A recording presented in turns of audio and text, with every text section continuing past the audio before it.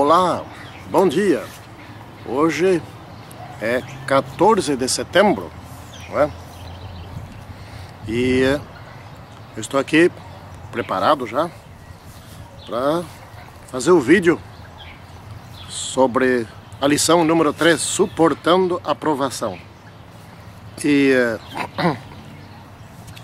essa lição vai ser estudada entre 11 e 18 de outubro. E é uma lição muito importante, porque tem a ver com a nossa condição, ou seja, como é que nós iremos suportar as provas que vem vindo por aí. Vou fazer uma introdução aqui, depois fazemos a oração. Vocês estão percebendo pelos noticiários que o ódio está aumentando significativamente no mundo, não é? É ódio em todos os sentidos. Por exemplo, se a pessoa entra num restaurante e o restaurante está cheio, tem ódio daquelas pessoas que já chegaram antes lá. No trânsito, qualquer coisinha já há briga, é ódio. O assaltante que vai assaltar alguém na rua, qualquer lugar, se não tiver dinheiro que chega, se tiver pouco dinheiro, ódio, mata. É pais matando filhos, é filhos matando pais. É pessoas assaltantes matando gestantes, atirando em criancinhas. Agora imaginem o nível do ódio no tempo da perseguição, no tempo da grande controvérsia em relação ao sábado e ao domingo. Imaginem. Então imaginem como será suportar estas situações. Esta será a grande sacudidura. Por isso essa lição aqui é de extrema importância hoje, né? Nós precisamos entender desse assunto, estar preparados. É como numa guerra. Numa guerra, cada soldado leva suas armas, ou sua arma, né? E não é durante a guerra que ele vai aprender a usar a arma. Também não é durante a guerra que ele vai se preparar psicologicamente para enfrentar situações de extrema dificuldade. Antes disso que ele tem que ser feito, isso tem que ser feito, né? E na guerra, automaticamente ele reage conforme as situações vão aparecendo. Tudo já previsto antes. Hoje nós temos que nos preparar para esta situação que vem pela frente e bem logo, né? Que nós possamos fazer bom proveito desta lição. Santíssimo e grande Deus, abençoe agora esse estudo. Estamos fazendo esse vídeo e também quando estiverem assistindo. Que possamos nos preparar para os grandes momentos que vêm pela frente. Que com o poder do Teu Santo Espírito possamos nos manter em pé e sermos, como Jesus Cristo, vencedores. Em nome do Senhor Jesus Cristo. Amém. Então aqui estamos. Verso de Tiago, capítulo 1, versículo 12.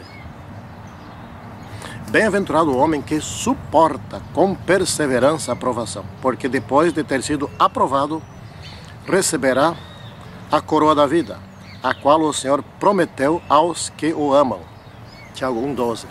Então, em síntese, aqui está dizendo assim: feliz aquele que aguenta o tempo de provação.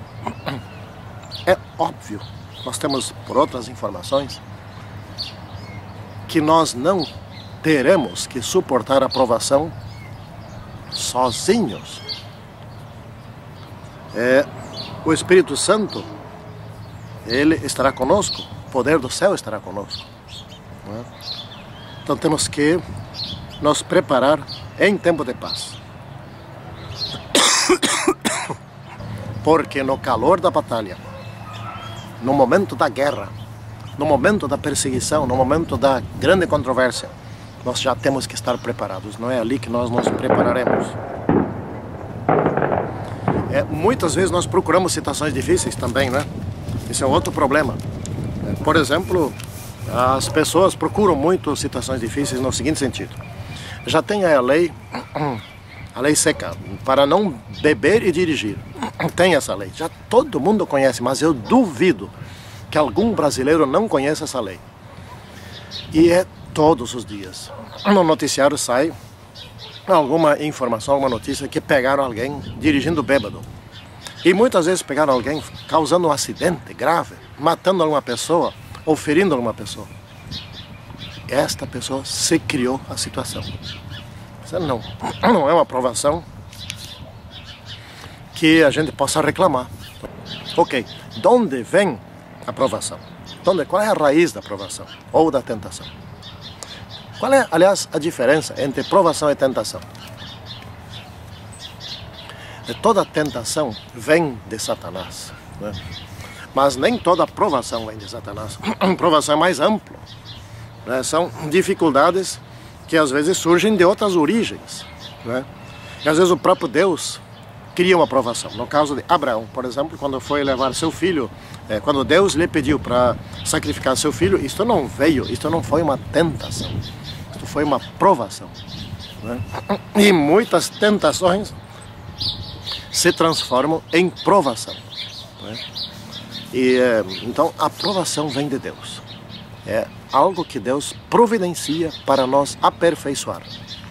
E as tentações, a maciça maioria delas vem de Satanás, mas também pode vir de uma outra pessoa que é agente de Satanás, enfim, se origina no inimigo, né? Mas qual é a raiz da tentação? Ou seja, por que ela consegue chegar a nós? E qual é, vamos dizer assim, o critério que Satanás utiliza para nos tentar? Porque ele não nos tenta por meio de qualquer coisa que ele imagina. Tá bom, vou tentar ele dessa vez com esse problema, com essa situação. Não é assim. Ele tem critérios. Qual é o critério? É a nossa cobiça. Nossos desejos, né? Nossos gostos, o nosso orgulho, enfim. Esses são nossos pontos fracos e ele vai nos tentar exatamente nesses pontos fracos, né? São nossos impulsos interiores, aquilo que a gente quer, que a gente gosta. É nisso que a gente cai, portanto, é nisso que ele nos tenta, não é? Então é preciso aprender de Deus, da sua palavra, nos fortalecer em todos os sentidos. Mas a cobiça, ela, como diz a lição aqui, a cobiça concebe o pecado, não é? Então, primeiro a cobiça. Bom, Satanás foi mais ou menos isso. Ele, se eu pudesse ser igual a Deus. Bom, a cobiça alimentada, né, nutrida, ela vai se desenvolvendo, vai se tornando cada vez mais forte e dominadora. Então, aí vem o pecado, e o pecado vai ser... a nutrição da cobiça já é pecado, né? Mas eu quero porque eu quero, etc. E tal. O pecado consumado gera morte. É óbvio. O salário do pecado é a morte, não é? Então, por exemplo, o que aconteceu com Eva? Eva, a lição divide aqui em várias partes, mas eu dividi em 3 partes. Você pode fazer vários critérios, né? Primeiro, que Eva resolveu dialogar com o inimigo, coisa que não se deve fazer, né? Segunda, que Eva acabou desconfiando de Deus. Puxa, mas Deus está escondendo alguma coisa de nós. Nós podemos ser bem mais do que nós somos. Se Deus nos criou em algum tamanho, com algumas capacidades, é isso que nós temos que ficar felizes e pronto. E isso é bom. Deus sabe o que nós precisamos. Ele não nos ia criar pela metade, né, ou parcialmente. E tendo possibilidade de nós mesmos conquistarmos mais ainda. Bom, mas Eva duvidou, desconfiou de Deus. E passou a cobiçar o que aquele fruto possibilitava, segundo as palavras de Satanás, né? Então, primeira lição, não dialogue com Satanás. Você não vai a lugar nenhum, a não ser para baixo, né? O único caminho. Por exemplo, vamos dar um exemplo aqui. É difícil vender geladeira no Polo Norte?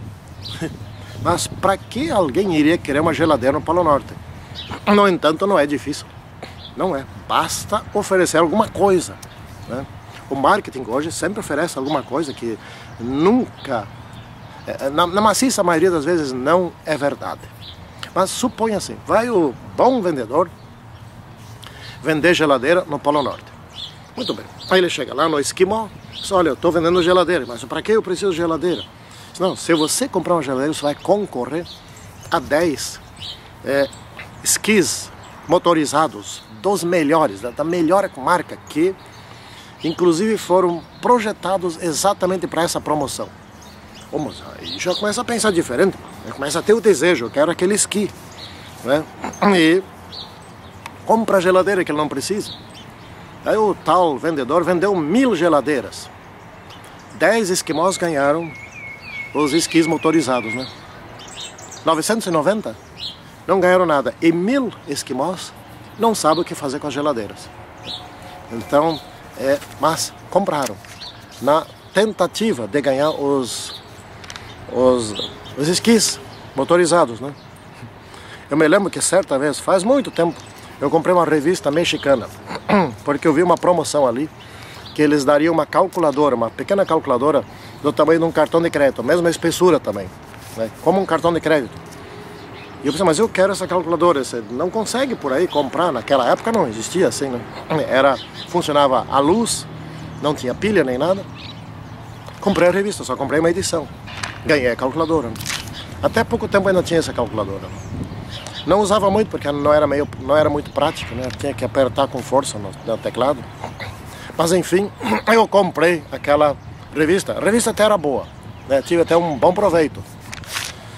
Bom, então, aqui na parte de terça-feira diz assim: toda boa dádiva e todo dom perfeito vem de Deus, vem do alto, né? São originadas em Deus. Então mesmo aqueles que são ateus, que não acreditam em Deus, eles acabam sendo beneficiados, porque, por exemplo, eles podem ter vários princípios. O princípio da honestidade, o princípio do trabalho com zelo, fazer as coisas bem feitas, etc. Tudo isso vem de Deus, né? A fabricação de um avião quase perfeito, né? Que o meio de transporte mais seguro que existe, essa capacidade, esse zelo, fazer as coisas bem feitas, tudo vem de Deus. E o novo nascimento também vem de Deus. É o início de uma nova natureza. O nosso nascimento natural é o nascimento de herança, de coisas da terra, da maldade dos nossos pais, nossos avós, enfim, da humanidade anterior a nós. O novo nascimento é o nascimento em Cristo, em que nós herdamos o jeito de Cristo.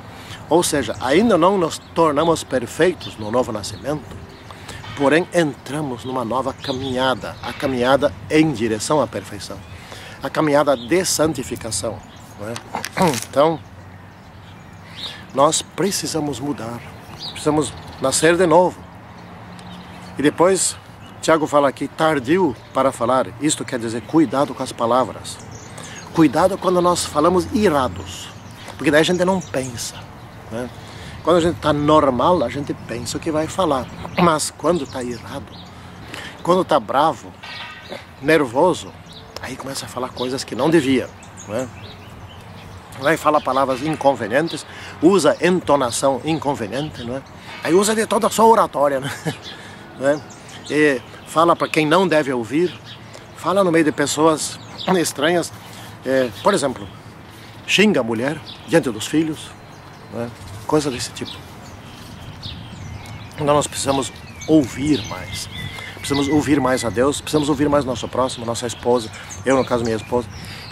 A esposa precisa ouvir mais o marido, os filhos precisam ouvir mais os pais, os amigos, etc. Nós precisamos ouvir mais do que falar. E muitas vezes precisamos só ouvir, né? Porque as palavras podem tanto produzir ira, como produzir paz. E às vezes as mesmas palavras podem produzir coisas contrárias, né? Então precisamos aprender a usar palavras sábias.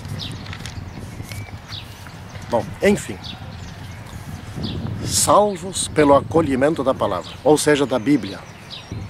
Devemos acolher com mansidão a palavra que nos foi ensinada, né?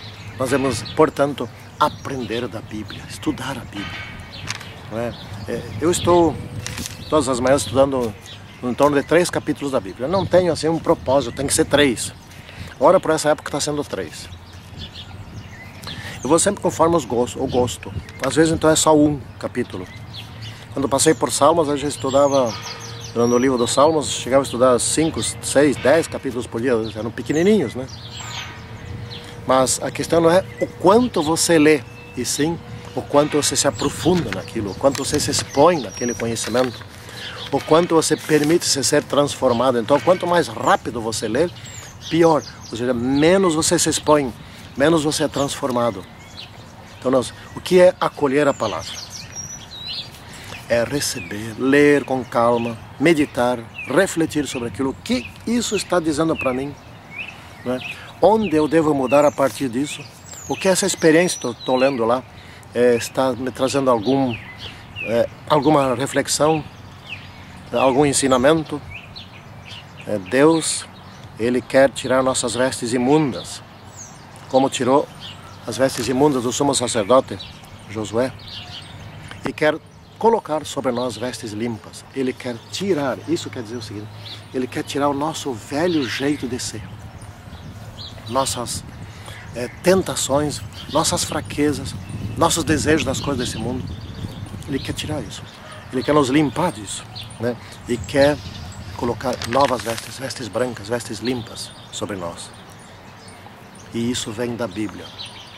Deus fala conosco por meio da sua palavra, né? Hoje é a Bíblia que é a voz de Deus para nós. Então, se todos os dias nós lermos a Bíblia com zelo,